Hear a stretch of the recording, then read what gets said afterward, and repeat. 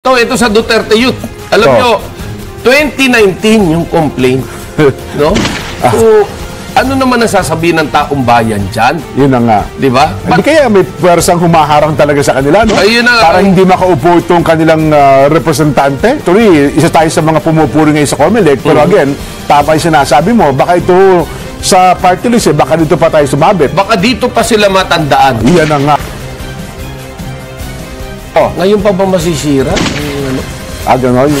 Pumunta na agad tayo ng COMELEC dyan po sa Manila Hotel. Ito yung mahinid ngayon. Yan. Ba, sinuspindi daw po ang proklamasyon ng Duterte Youth at Bagong Henerasyon Party List habang nakapending pa ang petisyon laban sa kanila sa COMELEC. Nakatutok po doon si Madeline Villar Moratillo. Mads, magandang hapon. Yes, magandang hapon din, General Connie. Sa ngayon ay katatapos lang ng ginawang proklamasyon sa mga nananong party list group. Ngayon ay nasa stage yung sinatawan ng mga party list group para sa kanilang class picture sama yung mga miyembro ng National Board of Canvassers. Yung 44 na party list group yung nanalo sa katatapos na halalan katumbas ng 63 seats mula nakakatawan sa Kongreso at maupo sa Hunyo at 30. Pero 54 sa kanila, o sa 54 na ito ay 52 party list group lang yun na iproklama ngayong hapon. Matapos na sustenduhan yung proklamasyon para sa dalawang party list group. Yan yung sa Duterte Youth Party List Group at sa Bagong Henerasyon Party List. Yan ay si Pamela Chairman Roberto Garcia ay batay na rin sa napagkakuluan ng National Board of Canvassers hanggang hindi pa nadedesisyonan ang mga nakapagdang na petisyon laban sa kanila. At si Garcia, unfair naman kasi kung maipoproklama sila ng COMELEC at pagkatapos mababawi rin pala yung registration nila kapag sa huli ay ganito yung naging desisyon ng COMELEC. Ang pangako naman ng COMELEC bago raw mag-June 30, ilalabas nila yung desisyon sa mga party list group na ito. Pagkatapos kasi ng June 30, mawawala na sa COMELEC yung jurisdiction at malilipat na sa HREP o House of Representatives Electoral Tribunal. At sa isang pahayag nagreklamo ang kinatawan ng Page Party List na si Bernadette Meredi at sinasabi niya na wala raw notice silang natanggap patungkol dito at nagulat na lang daw sila nang i-announce ng COMELEC na suspended yung proklamasyon sa kanila. Pero ang sabi ni COMELEC Chairman George Garcia ay bago nila inanunsyo ay naipadala na nila doon sa mga concerned party list yung resolution na nagsususpende sa proklamasyon nila.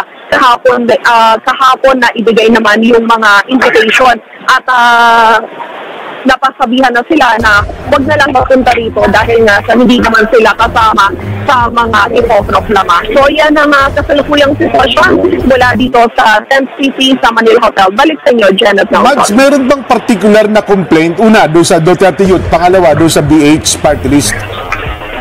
Yung sa Duterte Youth Party List, alam mo, nagulat tayo kasi 2019 pa pala yung petisyon laban sa kanila na i-file. Kaya, anong na ngayon, 2025. Meron na sila. Nakaupo silang nominee na nakapasok last, di ba, Congress noong 2022, nanalo sila at naiproklama bilang party list group. Kaya, yan din yung ipinagtataka natin. Pero ang sabi naman ng COMELEC, may umiikot na raw na resolution patungkol sa petition laban sa Duterte sa party list. Yung issue doon ay patungkol doon sa hindi raw na-publish na registration. Kaya ang sinasabi ng petitioner sa simula-simula, hindi raw sila talaga maituturing na party list group. Yung sa isa naman, yung sa BH party list, kinekestyon yung sa isang nominee nila na incumbent barangay official pero kasama sa nominee itong party list na ito. Yun naman daw yung ini-issue sa kanila. Ayun, nako, yung problema dyan, yung ganyang mga petisyon, kapag papasok na sa HRET yan, diba? House Electoral Tribunal, doon na, ang magiging problema mo doon, pending, baka natapos na yung kanilang termino, hindi na aksyonan, Mads. Oo, ang pangako naman ng COMELEC bago mag-June 30 ay mailalabas nila yung desisyon sa mga petisyon na po, lalo na yung sa Duterte Youth, 2019 pa. Kaya, yun naman yung pangako nila. So hindi nila ipapasa sa HRET ito sila, COMELEC mismo ang magde-decide, Mads.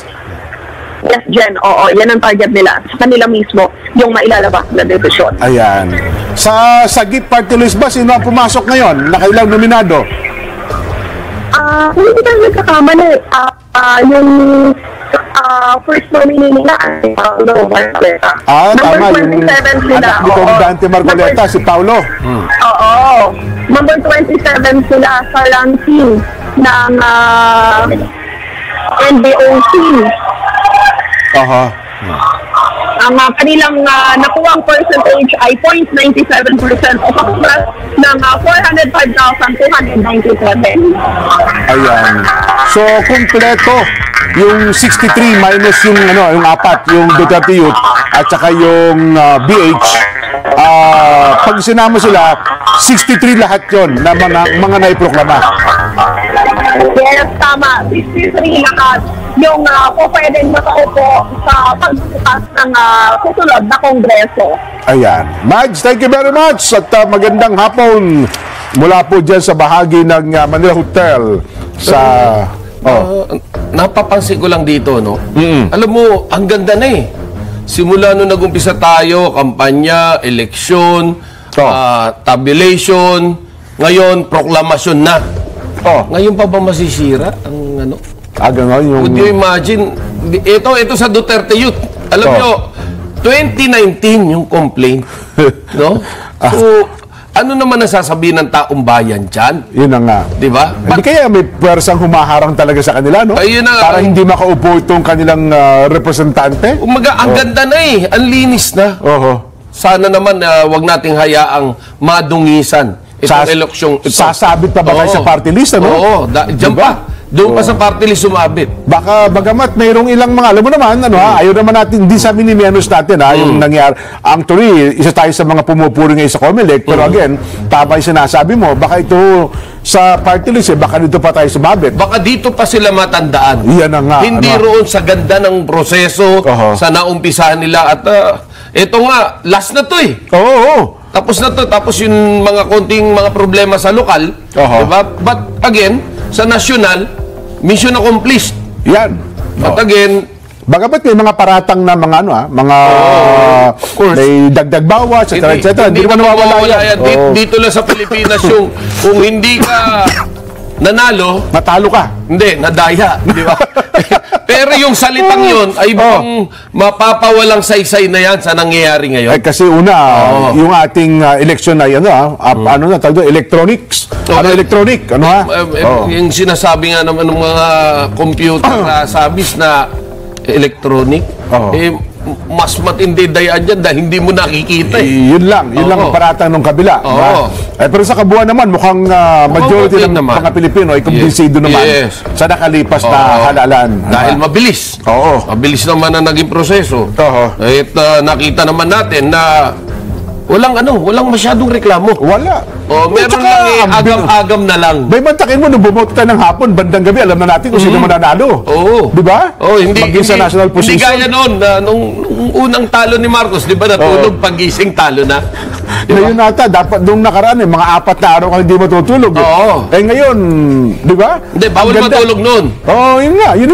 Di ba? Di ba nung tumakbo ang Vice President ang Pangulong Marcos noon? Natulog lang, pagising, talo na siya. Nung natulog, lamang siya ng 200,000. Nung gumising, nilamangan na siya ng 2 milyon. Ang bilis. And the rest is history na. Ay, nakalipas na naman yun. Ay, nako.